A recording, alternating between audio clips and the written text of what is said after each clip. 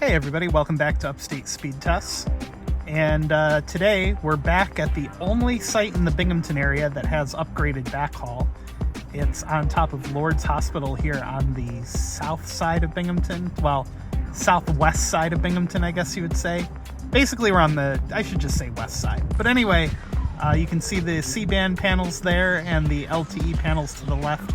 Now, one thing I just noticed, interestingly, for being a newer site, there's no CBRS up there. So to start out, I'll run the iPad, as it's an older generation of cellular modem, just to kind of give you an idea, because not everybody's going to be running the newest equipment all the time. You are connected. This is interesting. Did they change this? Why is it green?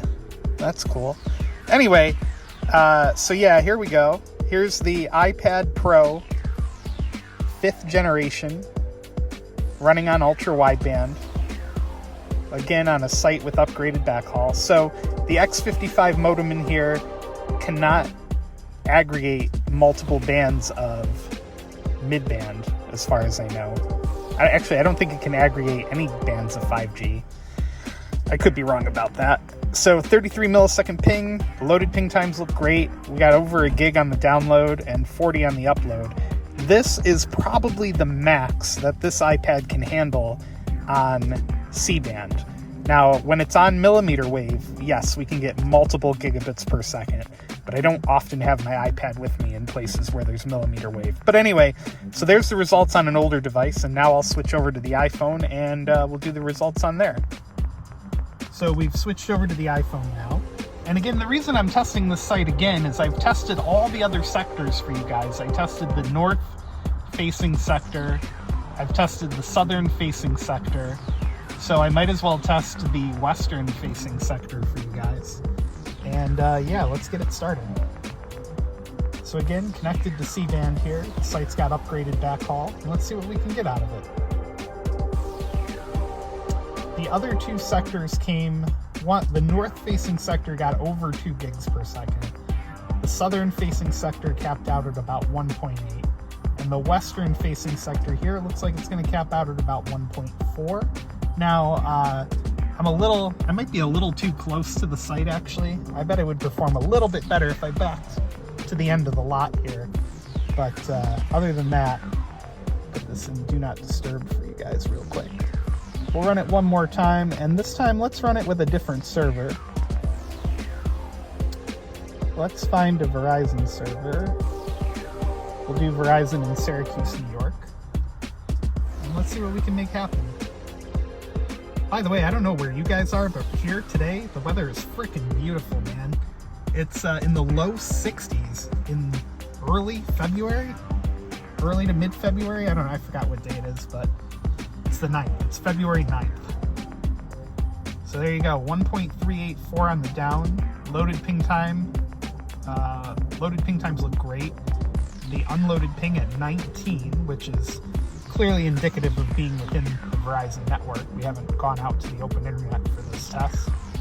And a 2 millisecond jitter, so that's pretty freaking awesome. I've said freaking a lot in this video. You should probably watch my language. But anyway, yeah, I mean, look at this weather. Beautiful. I have my car windows open and I'm not freezing to death.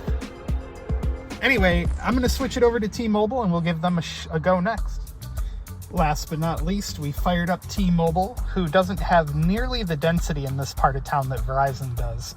If you remember from previous videos, this is the part of Binghamton on the west side that off in the distance here in the neighborhoods, there's over 50 small cell nodes that are LTE only, actually an ODES, Outdoor Distributed Antenna System. And T-Mobile does not. T-Mobile's feeding off macros that are somewhat far away from this location and a little bit congested, especially probably given that we're getting into the rush hour now. So it looks like T-Mobile's not even going to connect here. Yep, failed test. And I did give it enough time to reconnect with the modem. I'm going to reboot the modem here just to try and be as fair as possible to T-Mobile in terms of giving it a chance to perform. So I'll wait for the other bars to come back.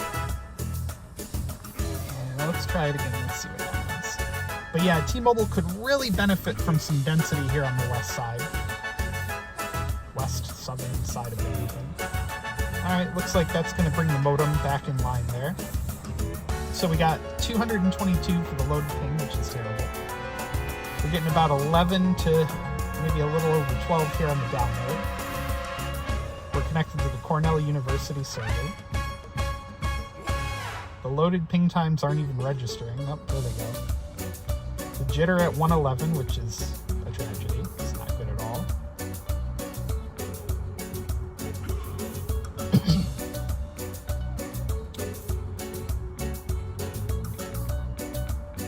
And okay, so just to be fair to T-Mobile, we'll go out of this test.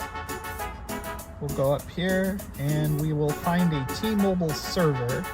Looks like there's one in Syracuse. And let's see what happens. So staying within the network, we got a 34 millisecond ping. And we're gonna get a little bit, I was gonna say over 20, but it looks like we're gonna fail to get there. So staying in network, we're getting slightly improved results. But again, without the density, T-Mobile is suffering over here. Same thing within the hospital. In the hospital, you have an AT&T in-building distribution system, antenna system, and Verizon may also have one in there now, as I heard that this was designed to help the hospital. So I would assume that there's probably a node antenna system within the hospital. So there you go, 16 down, 1 up, 34 millisecond ping, loaded ping times are bad, and the jitter's good. This test is staying within the T-Mobile network using a T-Mobile server. So be sure to give the video a thumbs up, and please hit subscribe down below. I'm trying really hard to hit 1,000 subs on this channel, and I really appreciate you guys. Have a great day.